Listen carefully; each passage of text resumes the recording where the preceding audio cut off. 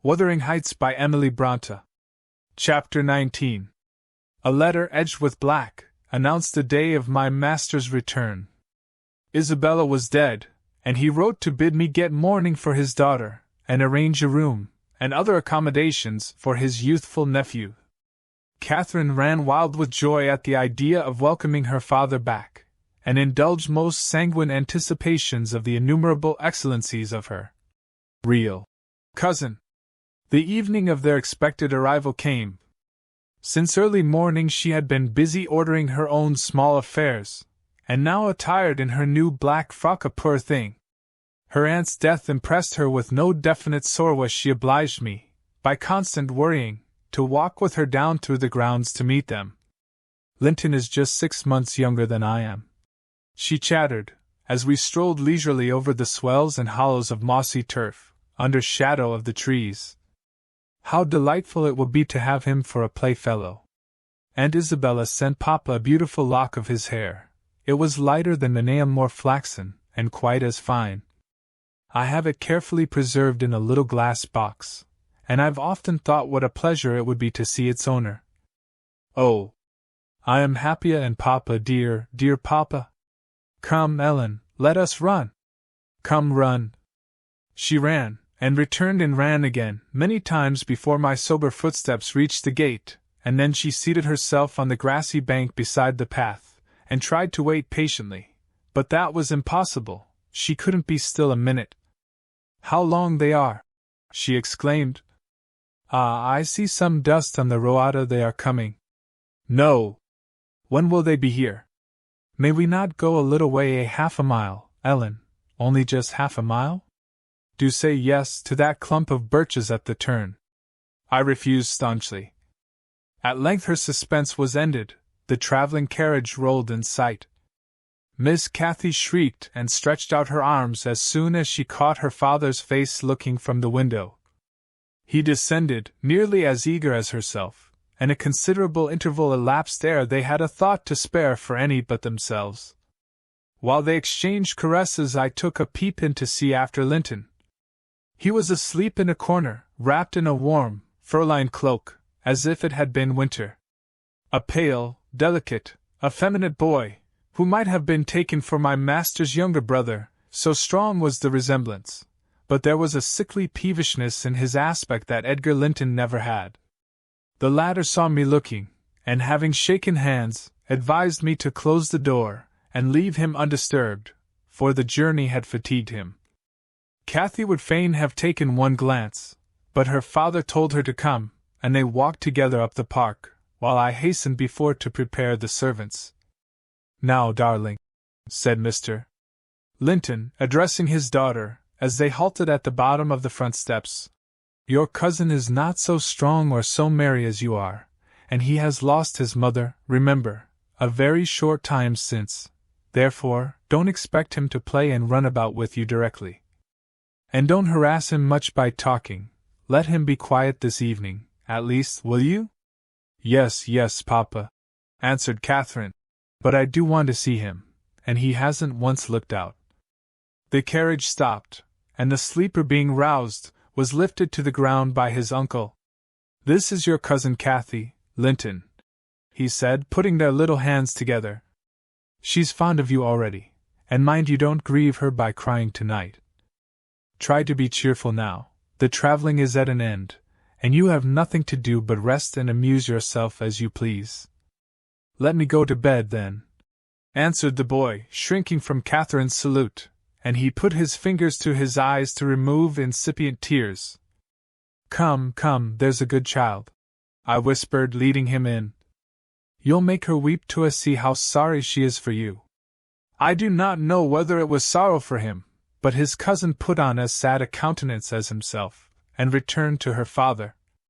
All three entered, and mounted to the library, where tea was laid ready. I proceeded to remove Linton's cap and mantle, and placed him on a chair by the table, but he was no sooner seated than he began to cry afresh. My master inquired what was the matter. I can't sit on a chair, sobbed the boy. Go to the sofa, then, and Ellen shall bring you some tea, answered his uncle patiently. He had been greatly tried during the journey, I felt convinced, by his fretful ailing charge. Linton slowly trailed himself off, and lay down. Kathy carried a footstool and her cup to his side.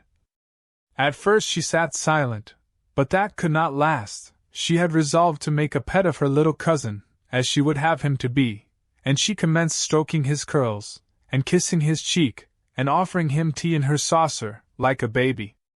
This pleased him, for he was not much better. He dried his eyes, and lightened into a faint smile. "Oh, he'll do very well," said the master to me, after watching them a minute. "Very well, if we can keep him, Ellen." The comp. Any of a child of his own age will instill new spirit into him soon, and by wishing for strength he'll gain it. Aye, if we can keep him. I mused to myself, and sore misgivings came over me that there was slight hope of that. And then I thought, however will that weakling live at Wuthering Heights? Between his father and Hareton, what playmates and instructors they'll be. Our doubts were presently decided even earlier than I expected. I had just taken the children upstairs, after tea was finished, and seen Linton asleep, and he would not suffer me to leave him till that was the case. I had come down, and was standing by the table in the hall, lighting a bedroom candle for Mr. Edgar, when a maid stepped out of the kitchen and informed me that Mr. Heathcliff's servant Joseph was at the door, and wished to speak with the master. "I shall ask him what he wants first," I said, in considerable trepidation. A very unlikely hour to be troubling people, and the instant they have returned from a long journey. "I don't think the master can see him." Joseph had advanced through the kitchen as I uttered these words, and now presented himself in the hall. He was donned in his Sunday garments, with his most sanctimonious and sourest face, and holding his hat in one hand, and his stick in the other, he proceeded to clean his shoes on the mat. "Good evening, Joseph," I said coldly. "What business brings you here tonight?" "It's Maester Linton I mun spake to," he answered, waving me disdainfully aside. "Mr. Linton is going to bed, unless you have something particular to say. I'm sure he won't hear it now," I continued. "You had better sit down in there, and entrust your message to me." "Which is his room?" pursued the fellow, surveying the range of closed doors. I perceived he was bent on refusing my mediation, so very reluctantly I went up to the library, and announced the unseasonable visitor, advising that he should be dismissed till next day. Mr. Linton had no time to empower me to do so, for Joseph mounted close at my heels, and pushing into the apartment, planted himself at the far side of the table, with his two fists clapped on the head of his stick, and began in an elevated tone, as if anticipating opposition. "Heathcliff has sent me for his lad, and I mun go aback 'bout him." Edgar Linton was silent a minute. An expression of exceeding sorrow overcast his features. He would have pitied the child on his own account, but, recalling Isabella's hopes and fears, and anxious wishes for her son, and her commendations of him to his care, he grieved bitterly at the prospect of yielding him up, and searched in his heart how it might be avoided. No plan offered itself. The very exhibition of any desire to keep him would have rendered the claimant more peremptory. There was nothing left but to resign him. However, he was not going to rouse him from his sleep. "Tell Mr.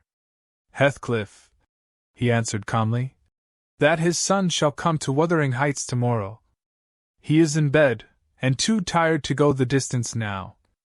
You may also tell him that the mother of Linton desired him to remain under my guardianship, and at present his health is very precarious." "Noah," said Joseph, giving a thud with his prop on the floor, and assuming an authoritative air. "Noah! That means naught. Heathcliff makes no account o' t' mother, nor ye norther, but he'll hev his lad, you and I mun tak him so, and now ye know." "You shall not tonight," answered Linton decisively. "Walk downstairs at once, and repeat to your master what I have said. Ellen, show him down." Goa, and aiding the indignant elder with a lift by the arm, he rid the room of him and closed the door. "Vera weel," shouted Joseph, as he slowly drew off. To morn he's come hisselm, and thrust him out, if ye dar!